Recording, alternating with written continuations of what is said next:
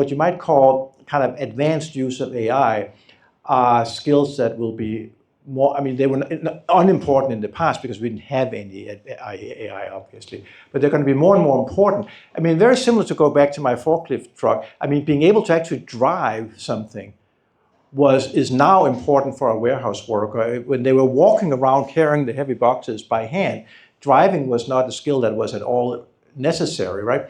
But now it is. And so similar advanced use of AI. When I say advanced use, I don't really mean like prompt engineering, because I feel like that's kind of going away. And like even a recent example, you know, that one of the prompt engineering advice was to use a chain of thought, you know, like think step by step. And then with I think it's called O1. O1 does chain of thought inside itself. And they say that now the advice is, do not try to impose your type of chain of thought on it, because that's suboptimal to what it'll figure out for itself. I think that there are other things that are advanced uses of AI. I just hinted this point about the 4 different perspectives of AI, of how you think of working with AI.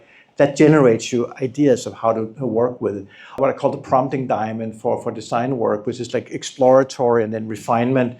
This notion that AI can be an originator or a refiner. I mean, there's a lot of dualities in AI. I mean, in many ways, it's a little bit similar to working with humans. It's just like one way of working with other people, and it's very similar to AI. And so I feel like advanced way of working with humans will become more important, and advanced ways of working with AI will become more important. As it becomes more capable, then ways of thinking about, and also the notion that you can think about these AI use at all the different levels: strategic level, tactical level, operational level, all of the levels. But of course, the specifics are different. But I mean, you got to think about AI use at all these different levels. That's what I call advanced use of AI. I mean, going into Midjourney and say, give me a picture of a Viking ship in high seas, that's a simple use of AI. Or going into ChatGPT or Claude or whatever is your favorite language model, and say, you know, rewrite this document to make it half the size, or translate it from English to Japanese or whatever. That's simple use of AI.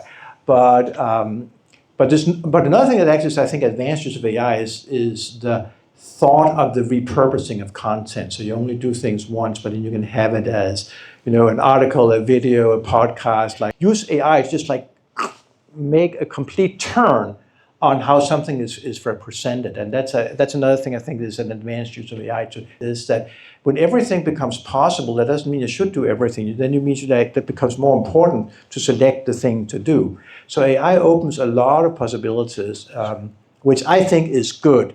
It means that, of course, some of the lower level skills become unnecessary because they're actually done much better, much faster by AI. But the higher level skills, and knowing how to use them, and knowing how to be selective and decide which of the many points to actually pursue.